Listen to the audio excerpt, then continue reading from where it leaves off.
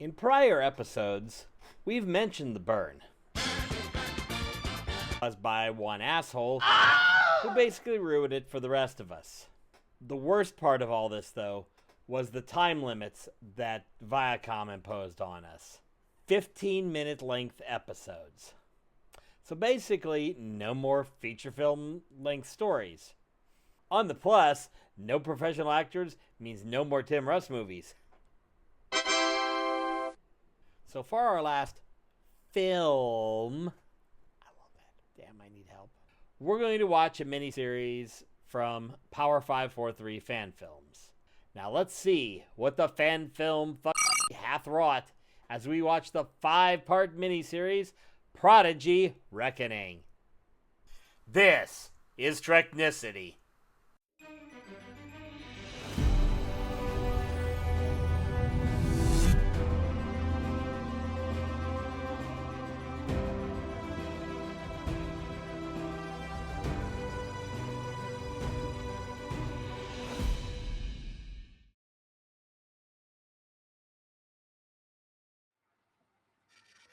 Welcome to Treknicity, a Star Trek podcast, where we explore the Star Trek multiverse one mission at a time.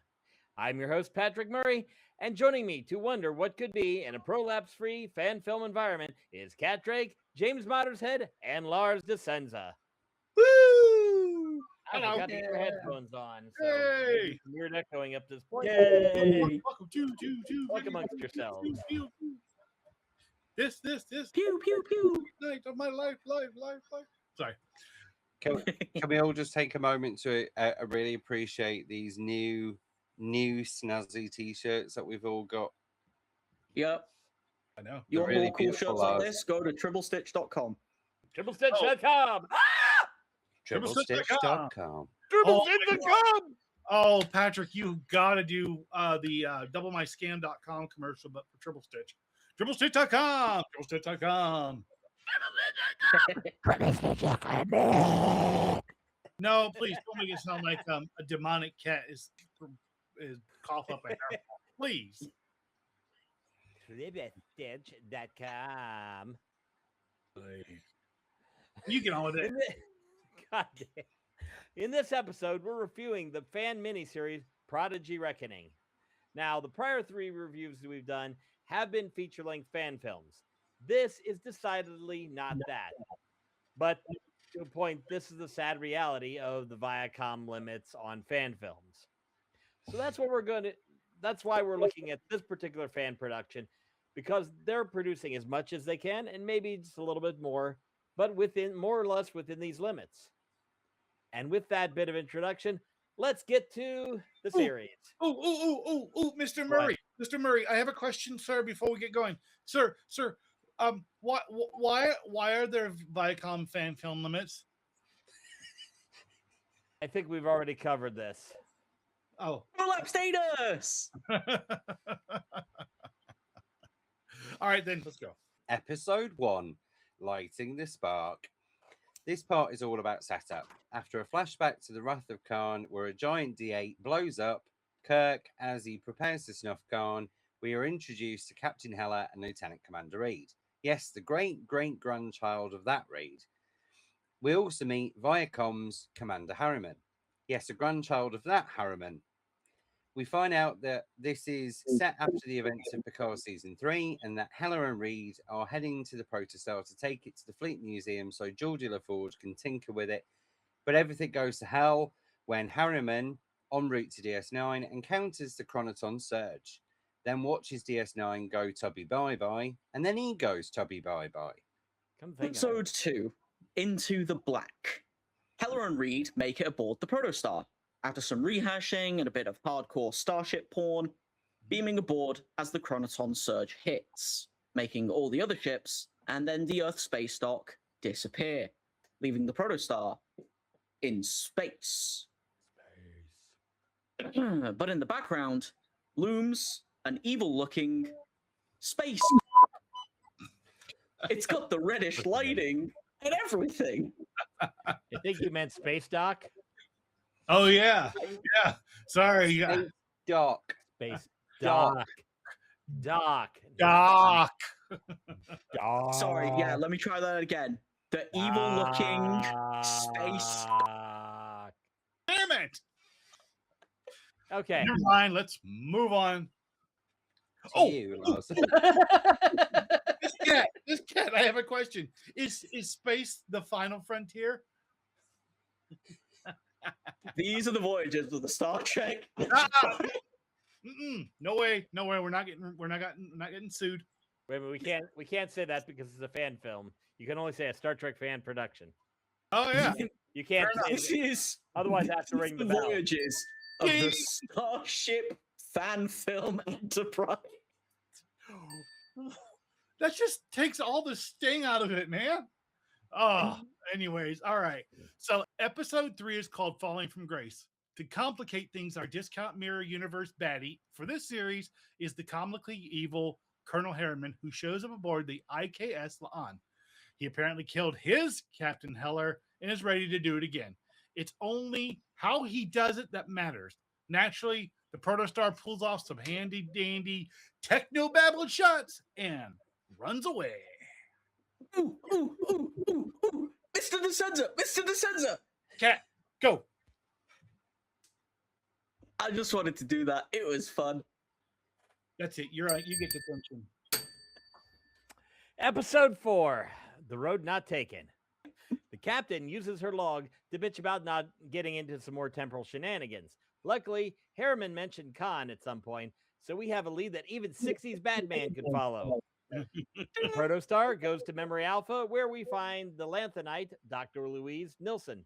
She gives them the Khan Mirror Universe story, the real one, not the propaganda, because Kirk got blowed up, just not by Khan. Then, since it's the Protostar, they figure out the ship can just use all the chronotons that the Protodrive is shitting out to yeet themselves back to stop Kirk from getting blown up.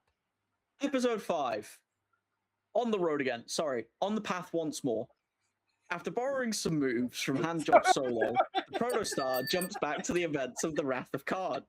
They find a D8 ship, which turns out to be the Prodigy baddies, the Val Nakat, who are doing a time travel to commit a revenge or something. You know. After technobabbling a solution, they try to destabilize the D8. But instead, it does the time warp again to last year. But the captain knows someone who could help. And to be continued. Ooh. I have a question. I have a serious question. Did they destabilize the D8 by breaking into two D4s? I think they might have turned it into a D6 and a D2. Oh, great. So a cube and a coin. Great. Basically. Yeah. It's also worth pointing out at this point, Kat, that I was laughing literally halfway through that section. And? Yeah, you tend to do that every time you read anything or I'll just keep on going. I'll just keep on going. So episode 6. Wait, there's no more episodes. So yeah, this series ends here. This is because it's mirroring the 5-episode arc structure of Star Trek Prodigy. And it's all about highlighting how we need more seasons of Prodigy over and over and over again. Not that one. Damn. Oh, well. Hang on, I got to fix. I think I headbanged my headphones too hard there.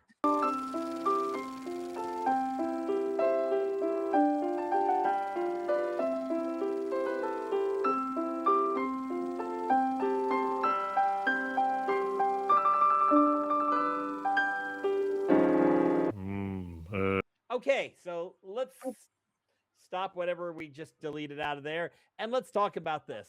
So, what did everybody think? Let's just start around the room with Kat. It was too short, and this is coming from probably the shortest person in the room. It was too short. I mean, each episode itself was at most like minus rehashing like 5 minutes of stuff to watch, and then you know you'd have like 2 minutes of rehashing at the start. You'd have like 6 minutes of credits.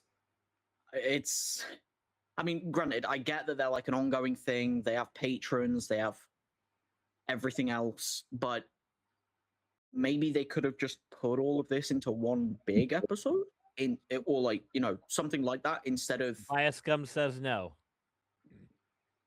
Yes, there is a who says no? Viacom did actually implement a limit of 15 minutes runtime. And I mean, there's also other things to consider.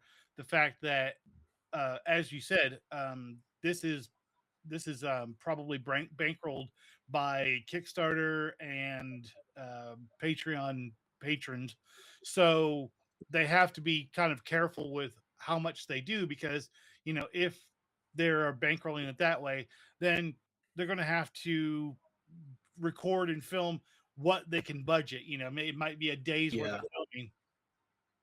Yeah, it's really, the time limit is frustrating, but it's one of those we really can't get around it. Thank you, Alec. I can only imagine what the cost of the effect shots are as well. Yeah, the time limits is really what kills us here, and it means you have to kind of set up and get a little bit of rehash each time you start a new episode, just to kind of fill in bits of content. Just in case somebody hasn't watched the prior episode immediately prior and skipped the 4 minutes of credits. Yeah, I mean, which granted, I think we all did. Altogether, to watch it all, I think it took me like less than an hour. It took us about an hour of watching, roughly.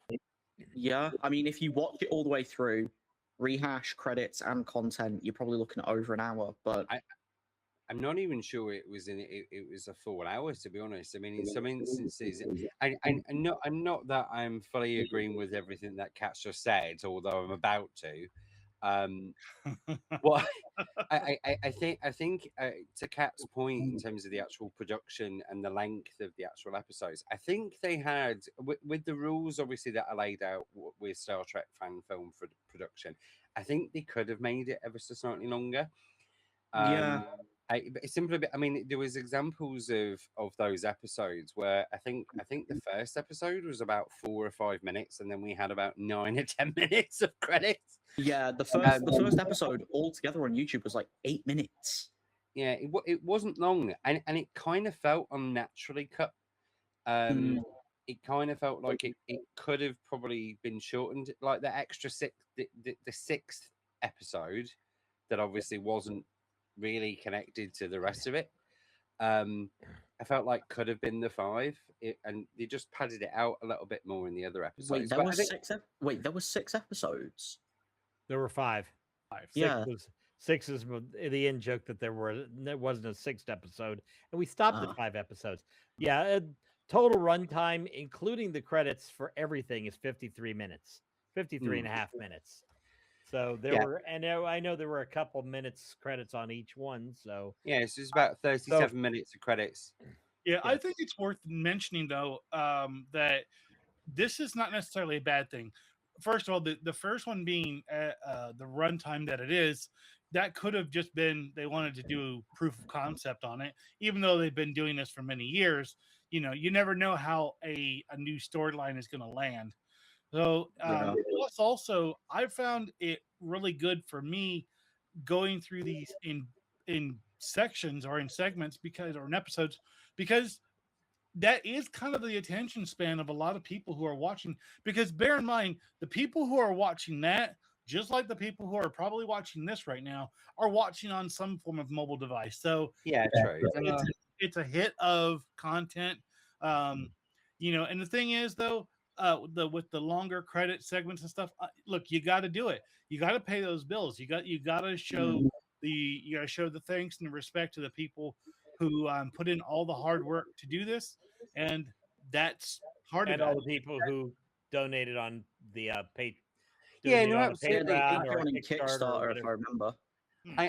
In this case, I think all they could have done in terms of making sure they had all those acknowledged, just speed it up a little bit. Just speed it up. It was a very long, elongated set of credits.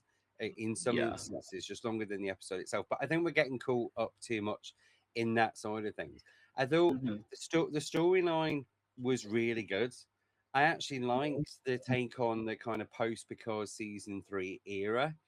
I love the callback to the new space dock. I love the callback to Deep Space Nine, and the ships. The whole effects of the ships was chef's kiss in this. It was really beautifully done, like seriously professionally done. Yeah, the effects definitely within the limits. Obviously, putting people without a full sound stage, building a full sound stage full of stuff, you get the kind of limits you get digitally. But yeah, when you get out to the starships, it looked beautiful. I mean, you could tell it was obviously a digital ship versus something a little more practical. But then again, every Star Trek fan film is pretty much digital ships. As for the amount of name dropping they did, Sean Ferrick needs to show up with temporal observations for this. Wow. Look, this is all because there was some sort of mishap with a contraceptive and a time machine. Okay. You know what? If time travel existed, if time travel existed, I would find where he who shall not be named was born, and maybe just a little bit of. I wouldn't have I wouldn't have even bothered with that. I think what I would have done is I would have gone back. I would have gone back and said, "Look, we all know what you're doing, and we all know what you're trying. Either play it straight, or we're going to out you now, because we have receipts. And if he decides, okay, cool, I'll play ball, then maybe that production would have been released in its original form as intended, and would have been done a decade ago. And you would have wasted all your money. Fair. On the other hand, I wouldn't mind. On the other hand, if he didn't agree, we just line up and just a series of nut shots. Just tag him. We just get all the fans all the fans who are disappointed in a row, and then they just each walk up and take their turn. Or we could do our own version of the scene from Futurama where they sacrifice all the Star Trek nerds to the volcano. But instead we just have all of the patrons and all of the Kickstarters and Indiegogo backers just walk up to him one at a time and just bag him. He's dead, Jim. He's dead, Jim. He's dead, Jim. Yeah.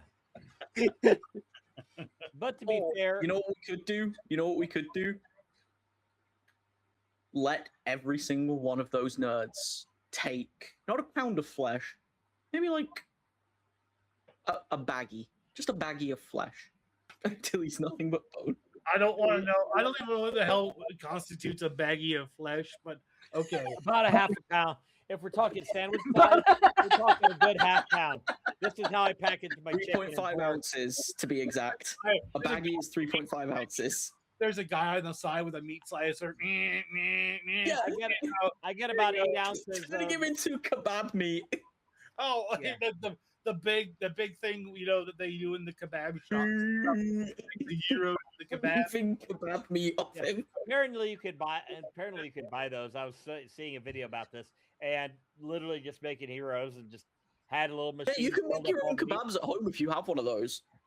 Yeah. If I had enough people to feed kebabs off, I'd do that because that looked good. Anyway. All right. Look, you see what just went past us? That's the plot. quick final thing. Let's talk about it real quick.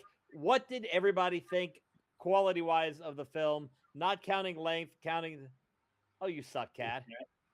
Really? Okay. No, you're gonna have to explain that one. I'm sorry. But let's hear everybody else. Fine. All right. I will explain it. The ships look like they come from an early 2002 PS2 game. The green screening quite obvious, and not true. Well, yeah, that was true. Yeah, And also, there were sections in each one where there was a bit of artifacting on the screen, and it was very distracting when you see like lines flashing across the people on the green screen sections. That And could- also the inconsistency with uniform. Some people had like some. They So, were in an alternate universe. Don't No. forget, Cat. I know that, but like the earlier episodes, right, when all talking to members of Starfleet, they had either different badges, different costumes. The Hela woman, she had a leather jacket copy of the uniforms from Strange New Worlds, whereas the science officer or whoever it was that was with her, the blue shirt, had like a, I think it was like a TNG blue actually, shirt. far be it from me to publicly slap you down on that, but but please I'm do. gonna do it. So just as a minor correction, Kat, the jacket that Captain Heller is wearing is actually the Picard. captain's leather jacket from Picard. Okay, because Yeah. Picard actually wore one of those, and so did Riker. Yeah. The uniform that Reed is wearing is actually a period appropriate uniform for a science officer from Star Trek Picard. We specifically see it in all its glory in season 3 of it, but it is correct. I should know, because if you look behind me, there's one right there on my dressing. Mhm. Okay, well that's my mistake, but it's I love you. Okay. but no, I mean it's just, I get that it's like a whole fan film thing, right? They're working within the budget that they have. I mean, it's just, compared to the other ones that we've seen, it doesn't really fit or sit right with me. Not in like Watch a, the oh, this is a bit gods and men. doggy. Why? It's Are you- more of like a, Are you implying, Kat, that you really admired the consistency of Gods and Men? Is that where you go with it? I plead the fifth. She's a rust simp. She's a rust simp. All right. I think out of all of them, right? Out of all of them, and I am going to defend this one. Out of all of them, this is the one that I think I've truly enjoyed the most in terms of the storyline. The acting was a little bit meh, but the fans, But in all honesty, it was exuberating fandom out of this. It was a love letter to Star Trek, and uniforms aside, right? Because there was a couple of minor points that I was just like, you're using a classic TNG badge for a future alternate universe. That's believable, but it was also a bit. Meh. That's the only bit I would call out as an inconsistency from a uniform. But let me finish. But it was genuinely well thought out. The graphics were out of all of the fan films we've reviewed and watched, were by far the best out of all of them. And it was genuinely a good, enjoyable watch. Right. So yeah, go ahead, Lars. Yeah, my thoughts are pretty brief. I agree that this is by far the best of the fan productions that we've watched. Now, for me, the effect shots, the digital ships and everything were also by far the best. I mean, it makes sense because the person who did the work is one of the most prolific non Star Trek professional persons in the industry to do these. I mean, there is nobody better than Tobias Richter when it comes to this stuff. If you go back and watch the Prelude to Axanar, he did all of the effect shots for that one as well. And I mean, that is in many ways superior to what we see on the actual, Paramount Productions. No disrespect intended to Doug Drexler and company, but for me, my only real criticism is the fact that their DP did a really good job of lining up the shots and getting the green screen bits to work. Like when Reed is sitting in the runabout or shuttle or whatever. Sorry. And she's sitting back in the chair. You can see the shadow on the chair behind her. You don't, I mean, you can tell it's a green screen. Like she's not really sitting in that chair. She's sitting in something that's been composited out. But it was done well enough that the angles of the lighting matched the shot from the camera. But I really feel like they didn't do as good a job compositing as they could have. The lights, the lighting of the background behind them and the lighting on the talent itself was inconsistent with what that scene calls for. So I think as they go further, they need to work a little bit more on color correction.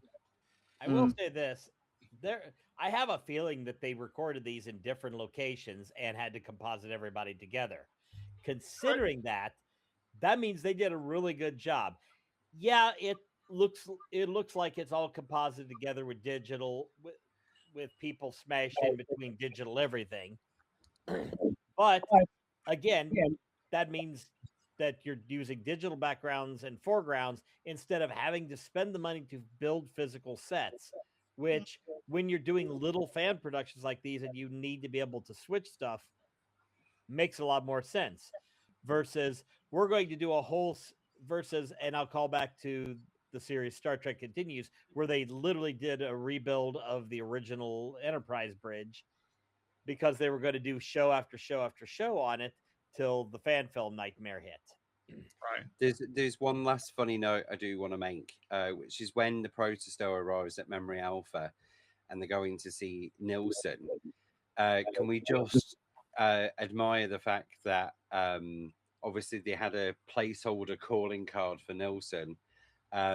It might as well have just said insert Nilsson here at some point, because obviously it was just an image of her and an audio of it. I thought that was quite funny, because it was clearly what it was. It was supposed to be a placeholder, but obviously they didn't get around to her actually doing it. I really liked that. It was funny. One thing that I did notice. Dialogue, one thing I did kind of notice. Right. Mirror universe. Okay. They're all wearing and universe. No. This one popped into my head whilst James was going on. They're all using the classic badges, right? Yeah. And yet all of the ships have Picard era Starfleet badges on them as the logo. Right. Yeah. Which is part of why I was like, Yeah. You know, that was it. That was the only real inconsistency that I was just like, that was a choice. Yeah. I mean, forgive me for saying, but I think that what everybody's picking up on is legit. But I think we're now getting down to the picking of nits. Yeah, 100%. So, I mean, what about telling the story or a Protostar story in the wake of the cancellation of the entire series? I'll start that. Pretty simple. This was a good beginning. If they continue this and finish it, that would be great. If they don't, we have a nice little story that kind of leads to this could happen in the future. Cool. And yeah, it told the story. Because of the episodic format, it means a little rehashery, but for the most part, it flows as a decent little story. And yeah, with the limited resources that they apparently had to work with, it works. I'm just not going to talk here because I've never watched Prodigy. Well, I mean, that's okay. We know that you're masking. We know you're. I'm not masking. I'm not okay. The only time I mask is when I mask my autism at work. When it comes to all of this, it's just I'm a bit behind from everyone else. Cat, we get it, right? You're a Star Wars fan masking as a Trekkie. It's fine. Yep. You can't say anything. Literally 2 days ago, we were at the cinema seeing Mandalorian and Grogu together. Oh yeah. Edit that out. Stay on the R Wars stay. No, it's just I've watched pretty much every other Star Trek. The only ones I haven't properly watched is like parts of Voyager, DS9, Prodigy, and Lower Decks. Fair enough.